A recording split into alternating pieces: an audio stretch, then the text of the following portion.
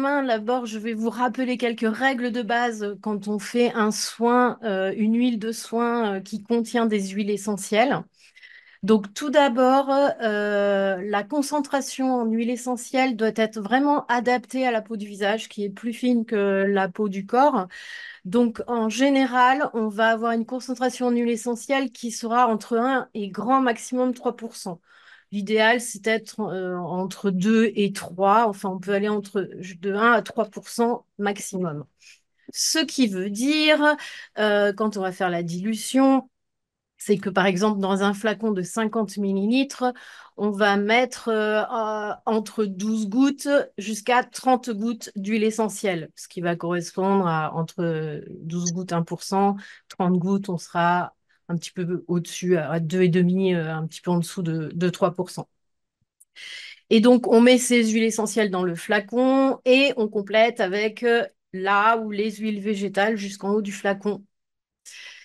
Par ailleurs, une autre règle, enfin une règle, c'est plutôt un conseil, c'est toujours intéressant de mélanger plusieurs huiles végétales et plusieurs huiles essentielles dans un mélange, car en fait, elles vont avoir une synergie d'action, elles vont avoir des actions complémentaires et on aura toujours un soin qui sera donc plus actif. Ensuite, autre chose qu'il ne faut pas oublier, au niveau du visage, on ne va jamais utiliser des huiles essentielles qui sont dermocaustiques. Donc, je pense que vous les connaissez un petit peu, ces huiles dermocaustiques. C'est des huiles qui peuvent être irritantes pour la peau, qu'on n'utilise jamais pures sur la peau. Mais sur le visage, c'est vrai qu'on va les éviter. Donc, c'est par exemple l'huile essentielle de cannelle, le thym, l'origan. Donc, le clou de girofle également. Donc, c'est des huiles qu'on ne va pas utiliser sur le visage. Ensuite, évidemment, dès qu'un soin contient des huiles essentielles, eh bien, il faudra éviter de les utiliser chez la femme enceinte ou allaitante. Et on va éviter aussi de les utiliser, comme ça va être des soins qu'on va utiliser en quotidien chez les enfants de moins de 12 ans.